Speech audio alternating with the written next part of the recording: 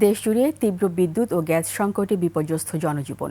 কোথাও 14 থেকে 16 ঘন্টা পর্যন্ত লোডশেডিং, আবার কোথাও গ্যাসের চাপ কমে বন্ধ হয়ে গেছে সিএনজি স্টেশন ও শিল্প কারখানা। এতে ব্যাহত হচ্ছে উৎপাদন, ব্যবসা বাণিজ্য, স্বাভাবিক জীবনযাত্রা। প্রতিনিধিদের তথ্য ভিডিওতে আরও জানাচ্ছেন মনোয়ার হোসাইন। পাবনায় ভয়াবহ লোডশেডিংয়ে সবচেয়ে বেশি ক্ষতিগ্রস্ত তাঁত শিল্প।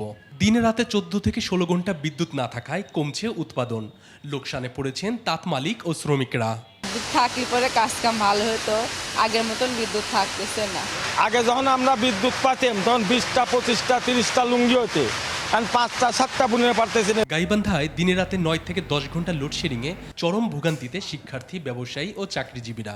ঘন ঘন বিদ্যুৎ যাওয়া আসায় ফ্রিজে রাখা খাবার নষ্ট হচ্ছে। এতে ক্ষতির মুখে পড়ছেন খাবারের দোকান সহ বিভিন্ন ব্যবসায়ী।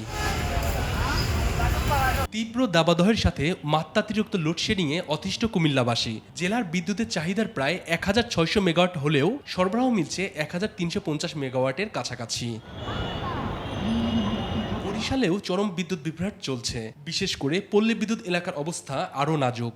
দিনের অর্ধেকেরও বেশি সময় বিদ্যুৎ না থাকায় দুর্ভোগী সাধারণ মানুষ। অফিস, আদালত ও ক্ষুদ্র ব্যবসায়িক কার্যক্রমও ব্যাহত হচ্ছে। একেবারেই খারাপ। এখানে বিদ্যুতের চাহিদা রয়েছে প্রায় 600 মেগাওয়াট, তারই অর্ধেক পর্যন্ত বিদ্যুৎ পাওয়া যাচ্ছে। 1 ঘন্টা কারেন্ট থাকে, আবার থাকে না, তখন আমরা খুব অসুবিধায় ভুগতেছি এখন বর্তমানে।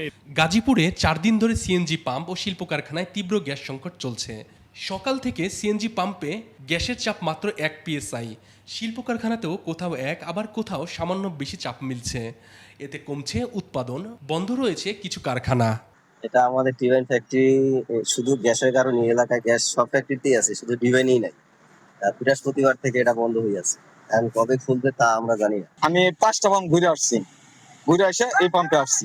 আগে গাড়িতে মনে করেন 900 টাকার গ্যাস যেত, এখন মনে করেন এই 300 টাকার গ্যাস যায়। তীব্র গ্যাস সংকটে অচল নারায়ণগঞ্জের জনজীবন।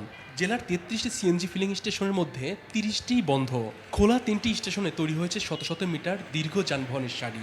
একই সাথে আবাসিক এলাকাগুলোতেও গ্যাসের চাপ কমে রান্নাবান্না ব্যাহত হচ্ছে। মনোয়ার হোসাইন, 21 টেলিভিশন।